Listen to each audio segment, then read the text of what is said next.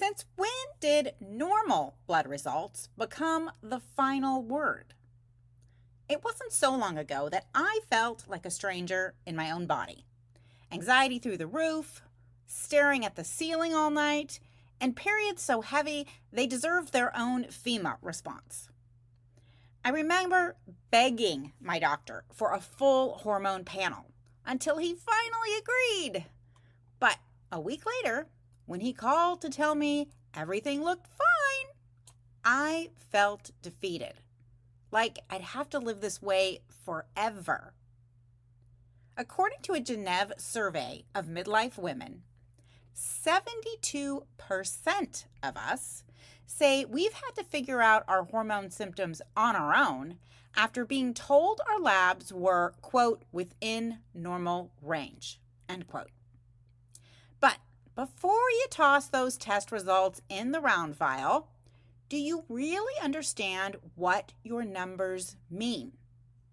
In today's episode, I'm peeling back the curtain on how to interpret your perimenopause blood tests, including which hormones to test and how the timing, type of test, and phase of your cycle can completely impact the results. So, take a quick potty break and grab your latest labs, and I'll be back to break them all down in less than 90 seconds. Welcome to Are You There Midlife? It's me, Monica.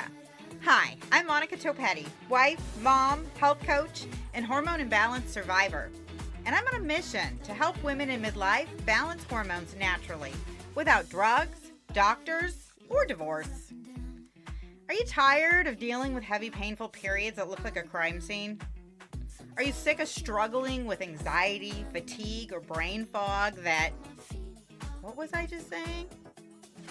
Are you frustrated doing all the things to lose weight but still packing on pounds faster than a real housewife changes Birkins? Girl, you are in the right place. Join me each week as I spill the tea on what to expect in perimenopause and beyond. From IBS to insomnia, bloating to funky body odor, I'll unpack all the weird stuff happening inside our midlife bodies, plus give you the latest science and holistic solutions to manage it all. So ditch the Spanx and hop on board the Hot Mess Express. Let's do this. Hey, beautiful. Welcome back to the show. Okay, so if you've ever logged into your patient portal, opened up your lab results, and thought, great, but what am I looking at? You're not alone. Because according to Gennev, 2/3 of women say their doctors never explain what their hormone numbers actually mean. Which makes total sense because every day I get questions from midlife women like, what blood tests should I ask for to test my hormones?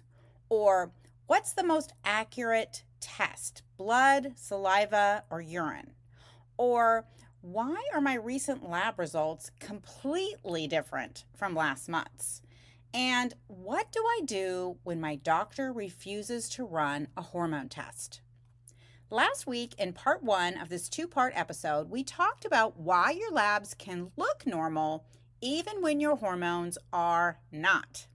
If you missed episode 98, make sure to give that one a listen first because it lays the groundwork for everything we're diving into today. In today's episode, I'm following up with what your results really mean and how to make sure they're telling the full story.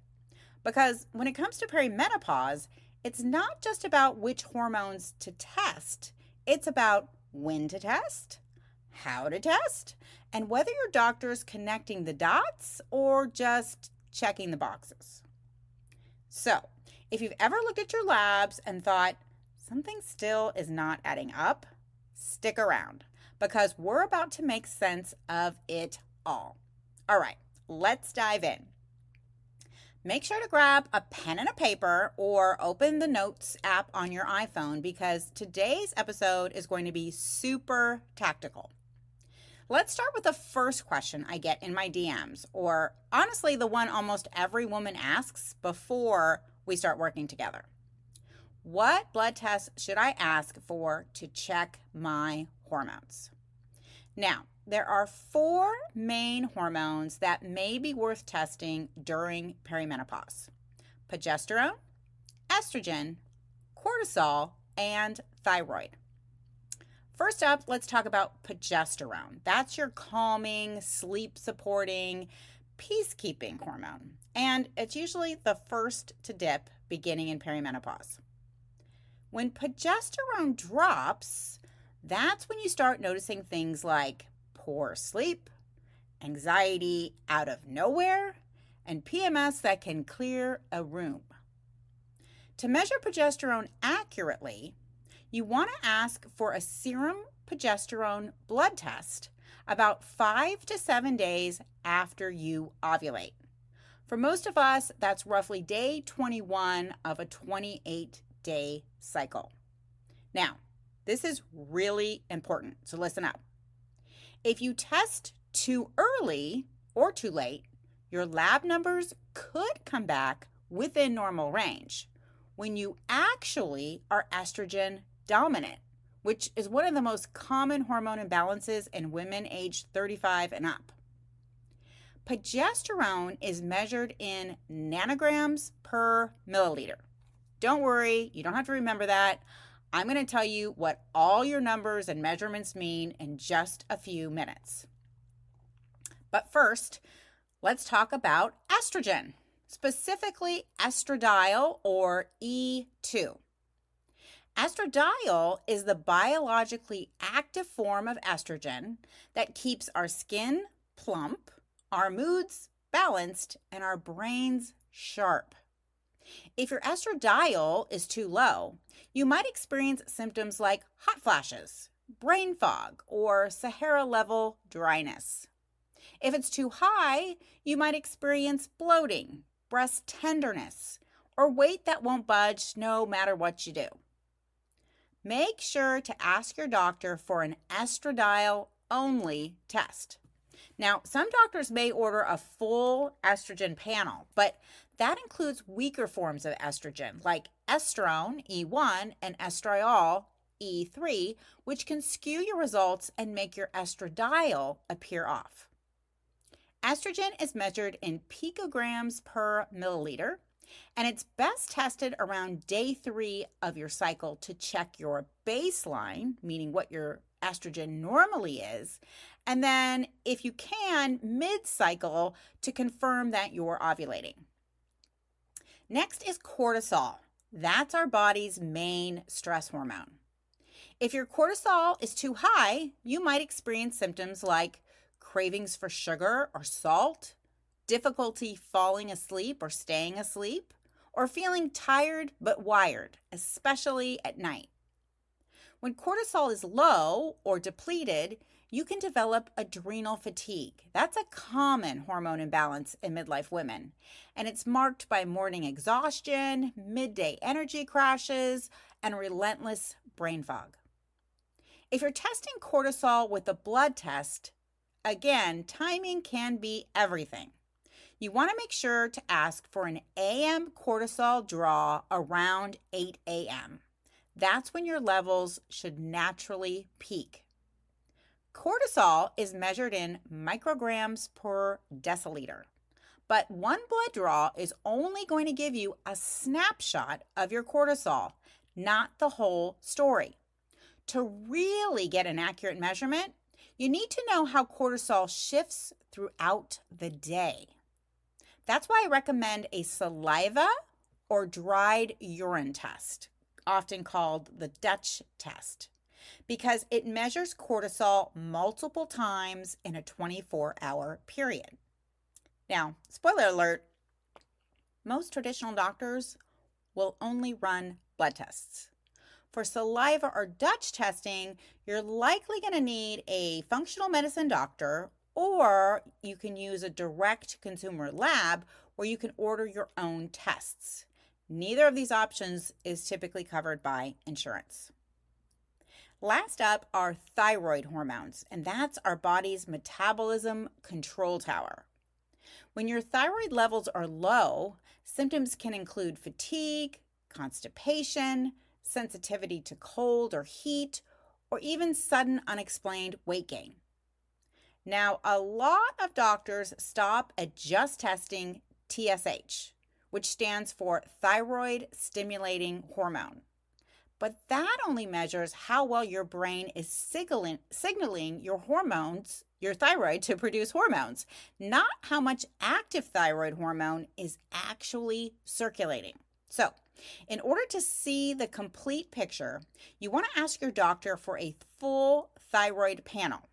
That includes TSH, free T4, free T3, and thyroid antibodies. Again, TSH, free T4, free T3, and thyroid antibodies. TSH is measured in milli-international units per liter, and T4 and T3 are measured in nanograms per deciliter or picograms per milliliter, depending on the lab. Free T4 and T3 basically show how much active hormone is circulating in your blood. And your thyroid antibodies reveal whether your immune system is attacking your thyroid, which is a common issue that often gets missed in midlife women. So, to sum up, here's your cheat sheet. Blood tests. These are best for baseline hormones like estradiol, progesterone, and thyroid. Saliva or Dutch tests are best for cortisol and to map out overall stress patterns. Timing matters. For progesterone, you want to test it on day 21 of your cycle. For estradiol, around day 3, and additionally on day 21, if possible. And cortisol at 8 a.m.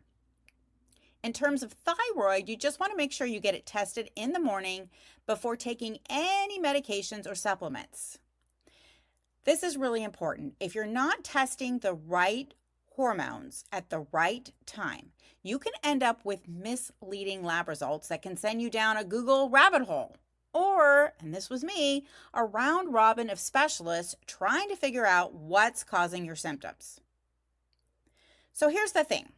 Even when we test the right hormones at the right time, our results can still look completely different from one month to the next. That's because once we hit perimenopause, our hormone production is no longer on a predictable monthly rhythm. Yeah, didn't have to tell you that, right? There's nothing predictable about perimenopause. Some cycles, our ovaries release plenty of estrogen and progesterone, and other cycles, they barely release any at all. This is happening because our ovulation is becoming inconsistent because our body is simply preparing for post-reproductive life. It thinks it's done making babies, even if technically we can get pregnant. And so everything that it needs to make babies is slowing down.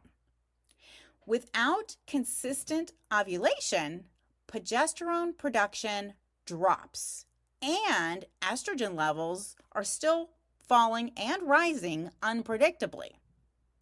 So since hormone production is no longer predictable, every blood test we get is just a single snapshot in time.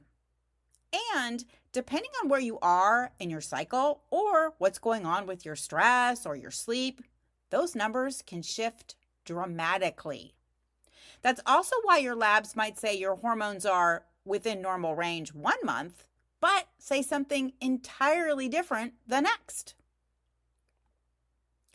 Ever wonder why it feels like your doctor is gaslighting you every time you ask him to order you a hormone test?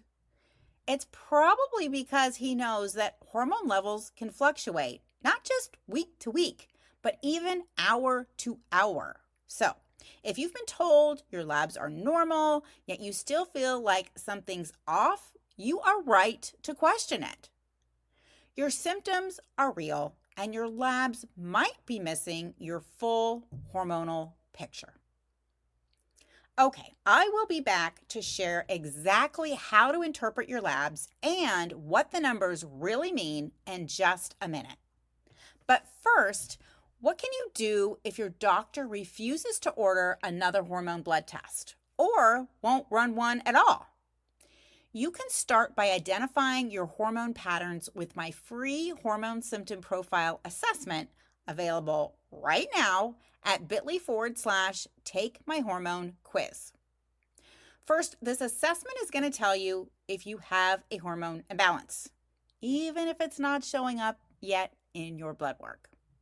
Second, it's going to reveal which hormones are likely driving your symptoms, so you can finally focus on what your body actually needs to heal. It's quick, it's easy, and did I mention it's free? And it's already helped more than 2,000, I can't even believe that, midlife women uncover the root cause behind fatigue, mood swings, poor sleep, and weight gain. So, why wait for your next doctor's appointment to start piecing together your hormone puzzle? You can just head on over to bit.ly/take my hormone quiz right now, or just click the link in today's show notes and get clarity today. All right, so now that you know what hormones to test and when, let's talk about what those numbers actually mean. Here's the thing. Most labs use what's called a reference range. Listen up, ladies, super important. The reference range is basically the average of any woman who's ever taken the test. Healthy, unhealthy, menopausal, pregnant, it doesn't matter. Seriously.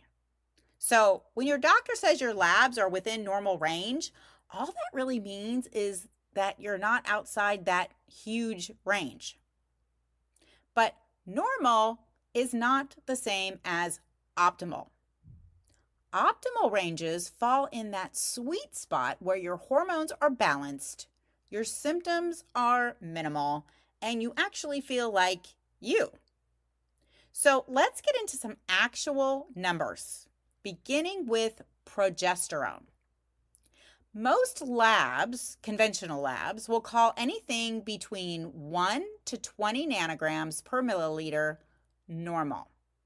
All right, that's progesterone. But functionally, we like to see progesterone closer to 5 to 20 nanograms per milliliter. And that's in the second half of our cycle, about 5 to 7 days after ovulation. If your levels are below that, you could have a hormone imbalance like progesterone deficiency or estrogen dominance. Estradiol. The typical reference range for estradiol is roughly 30 to 400 picograms per milliliter. 30 to 400 is normal. That's like a huge range. Functionally, most women in perimenopause feel their best when estradiol sits between 60 to 200 picograms per milliliter, depending upon where you are in your cycle. If your estradiol is too low, so below that number, it can indicate an estrogen imbalance or may indicate estrogen dominance if your ratio of progesterone to estrogen is low. Next up, cortisol. Now, the standard reference range for AM cortisol is about 5 to 25 micrograms per deciliter. But functionally, optimal morning levels sit closer to 10 to 16 micrograms per deciliter. That's around 8 a.m. From there, our cortisol should taper throughout the day. And by about right before bed, it should be at our lowest point. And by afternoon, it should be about our halfway point. So if 10 to 16 is normal for 8 a.m., just think half of that by afternoon, and then it's your lowest point before bed. If your cortisol is too high or higher than this range, even though you might fall within normal range, it can signal adrenal overdrive, meaning you're elevated cortisol. You have elevated cortisol. If it's too low, it can point to adrenal fatigue. And last up are our thyroid hormones. As I mentioned before, many doctors only test TSH, or thyroid stimulating hormone. The standard range for TSH runs from about 0.5 to 4.5 milli-international units per liter. But functionally, you'll usually feel best between 1 and 2.5 nanograms per deciliter. To see the complete picture, you also want to test free T4. Now that optimal range is 1.1 to 1.6 nanograms per deciliter, and free T3, and the optimal range for that hormone is 3.2 to 4.2 picograms per milliliter. When free T4 and free T3 are low and TSH is high, that can signal hypothyroidism or Hashimoto's, which is the autoimmune hypothyroidism. When free T4 and free T3 are high and TSH is low, that can suggest hypothyroidism. The big takeaway here is it's not enough to know whether your labs are within normal range. You have to see your actual numbers and view them through a functional range lens. Understanding these optimal ranges is what's going to help you turn random data into actionable insights. And it's going to help you connect the dots between your symptoms and your hormones. The bottom line, just because your labs are within normal range doesn't mean your hormones are actually balanced. And if your results aren't matching how you feel, that's your cue to start looking deeper. If you're ready to find out right now what your normal labs could be missing, click the link in today's show notes and take my free hormone symptom profile assessment. Then join me back here next week for an episode that every midlife woman is gonna want to hear: how to finally get your doctor to listen to you in perimenopause. In this very tactical episode, I'm going to share what to ask your doctor, what to bring with you to your appointment, and how to advocate for yourself without feeling rushed, dismissed, or cray-cray. Until next week, wishing you health, happiness, and fewer hot flashes. Hey friend, can I call you friend? Because I already feel like we're friends in my head. Did this podcast teach you something, make you laugh, or feel less like an alien? If so, I would be so incredibly grateful if you could take just 60 seconds to rate, review, and subscribe. That is the number one way you can thank me and support the show. Until next week, stay cool and keep away from sharp objects.